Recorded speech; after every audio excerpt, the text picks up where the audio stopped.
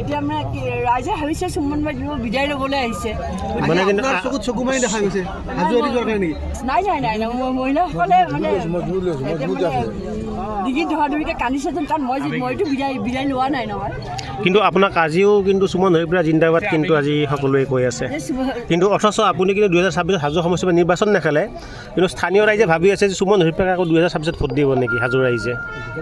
তাৰমানে কি মহিলাসকলে মানে এতিয়াও ৰৈ আছে যে মোক এইটো চুবুৰীত টানি লৈ যাব, সেইটো চুবুৰীতে ৰৈ যাব, মানে মোক গাড়ীত বহিবলৈ দিয়া নাই। গতিকে এই মৰমটো যিটো, এই মৰম মানুহে যদি জনপ্ৰতিনিধিয়ে যদি ৰাইজৰ মৰম পায়, গতিকে ইয়াতকৈ আৰু ভাগ্য কি আছে? নিজকে মই বহুত ভাগ্যৱান বুলি অনুভৱ কৰিছোঁ। আৰু এই মৰমখিনি মোৰ হাজোৰ মৰমখিনি মোৰ সদায় থাকিব।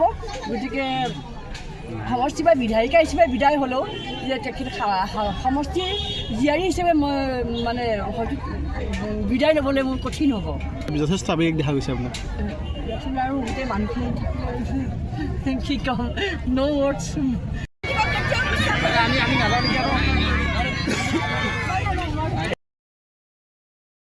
মই ভাবোঁ বিধায়ক হ'লেও বিধায়ক নহ'লেও এই হাজোৰ লগত এই ব্যক্তিগত সম্পৰ্ক অক্ষুণ্ণ থাকিব। আৰু যি বিধায়ক আহিব, এটা কথাই বিচাৰিম যে হাজোৰ ৰাইজক ভাল পাব লাগিব, মৰম কৰিব লাগিব, যে তেওঁলোকৰ বিচৰাখিনি যে তেওঁলোকে দিব পাৰিব লাগিব। 33% মহিলাই সংৰক্ষণ কৰাৰ কথা ভাবিছে, ভাল হ'বনে পদক্ষেপটো? চাওক, আমাৰ সংৰক্ষণ নিশ্চয় ভাল হ'ব, কিন্তু তথাপি যে আমাৰ মহিলাসকল এতিয়া নিজে এনেকুৱা ধৰণৰকৈ আগবাঢ়ি আহিছে।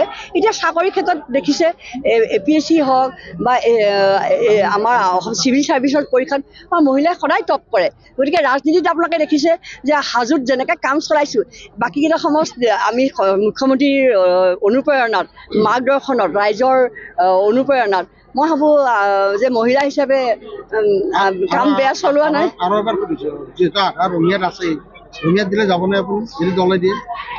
চাওক, my heart goes with the people of Hajo, পুৰণা হাজো সমষ্টি, যে মই তেওঁলোকৰ লগত মই আছোঁ। গতিকে এয়া হাজোৰ লগতো আছোঁ, সেই পুৰণা হাজোৰ লগতো আছোঁ। এয়া বিধায়কৰ নিৰ্বাচন নহয়, এয়া মনৰ নিৰ্বাচন। মনৰ নিৰ্বাচনত মই জয়ী হৈছোঁ।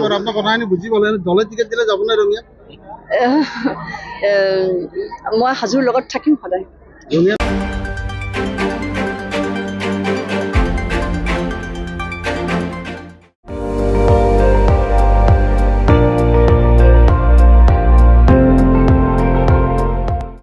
আপুনি চাই আছে ND24, সৰ্বশ্ৰেষ্ঠ নহয় সৰ্বোত্তমৰ দৌৰ।